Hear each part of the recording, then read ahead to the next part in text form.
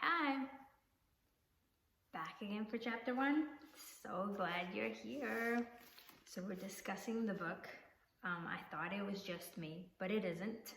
Making the Journey from What Will People Think to I Am Enough by Brene Brown.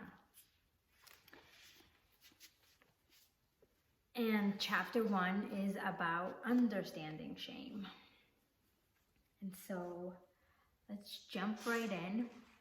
And she talks about how she refers to shame as a full contact emotion.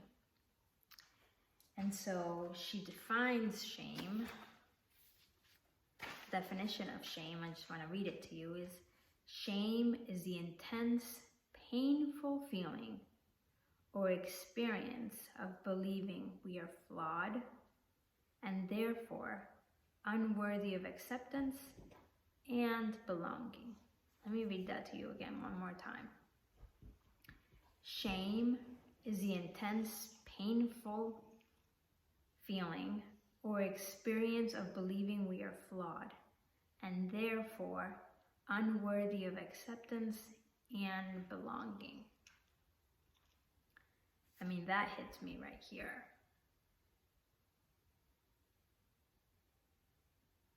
Because so many of my past issues have to do with feeling unworthy. And so realizing that that's also wrapped up in shame, it was heavy and freeing at the same time. It was like finding the key to the door.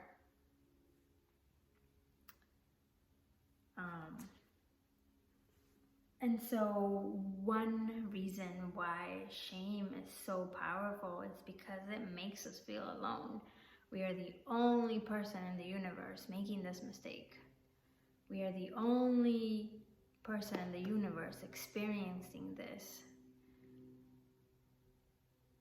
But the truth is, I remember talking about shame is one way of getting out of shame, as vulnerable as it is.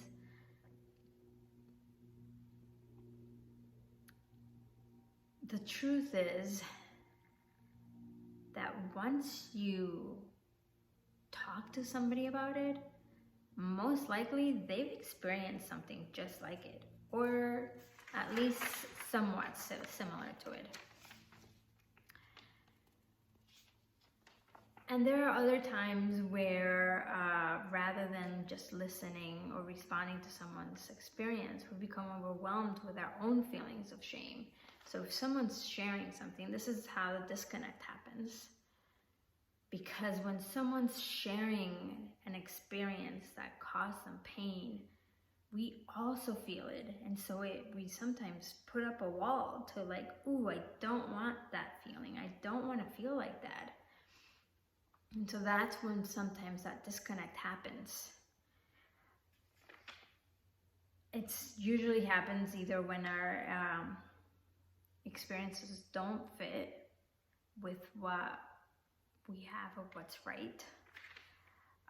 And so it can turn into blame, it could turn into judgment, and eventually it can turn into separation. And so knowing that someone else's story can bring you pain, what can you do with that? And so usually I feel it in my body, either in my chest, my shoulders, my stomach. And learning to recognize it. 1, it's not my own. And 2, it's letting it go so that I can be there. Sometimes I try to just, I feel it, and then after I'm done with the conversation, just imagining that feeling passing through, just leaving, because that helps me to be a little bit more present with the other person. And so we also need to understand when and why we're most likely to engage in shaming behaviors towards others. so that we can build that resilience. And so our resilience, our level of resilience, of shame resilience, is not just dependent on being able to recognize it, being able to recognize these behaviors, these emotions, but also our ability to build connection with others. And so that strategy of, ooh, that feels hard, that feels tight, and then letting it go can help you so that you can be more present when someone's sharing an emotion, a story with you. I used to tend to go into that Charlie Brown where someone's talking and I'm like, oh, I already left my body. I'm not even listening. Wah. Oh yeah, that's really sad.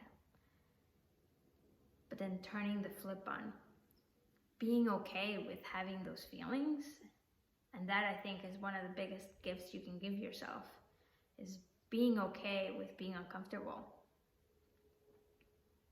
and then giving yourself compassion so that you can move on, so that you can be there, like really be there, not physically be there, but like really be there for your other person. And so sometimes shame is used with words like embarrassment, guilt, humiliation.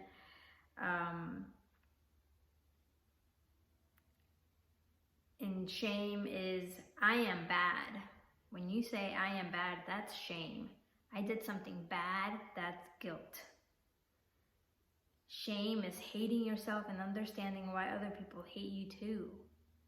So shame is like a prison that you deserve to be in because something's wrong with you. And so knowing that we're all human, we all make mistakes, and some mistakes might seem bigger than others, but they're still mistakes. We can still grow from those mistakes, and we can move past those mistakes once we learn to recognize them. So Brene also talks about how most women experience shame as a web of layered, conflicting, and compelling social community expectations. Who we should be, what we should be, how we should be. And most of the book does talk about women, but I think it helps either gender. And I wish I could put the web on, but I'm pretty sure you can look it up. I'll see if I can put a link on there. But it's talking about media, magazines, film, books, mentors, music, and all the things that intertwined come together and cause us to feel shame. And when we feel shame, blame is never behind. We use blame to deal with our feelings of powerlessness. And I think feeling powerless is also another really difficult emotion to feel.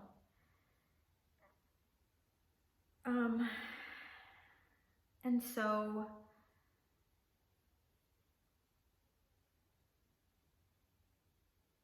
I invite you to just look at shame from that lens. How does it make you feel disconnected? How do you react when someone's telling you something? And all you are doing right now is just observing shame. No judgment. That's shame. That's shame. Ooh, that's shame. And just learning how to recognize shame in our lives. Sometimes, I shouldn't say sometimes, a lot of times it's a lot easier to see shame in others than it is in yourself. So you can start out there. And then eventually bring it to yourself. So building that awareness around shame will help you to shape it. All right, so till next time.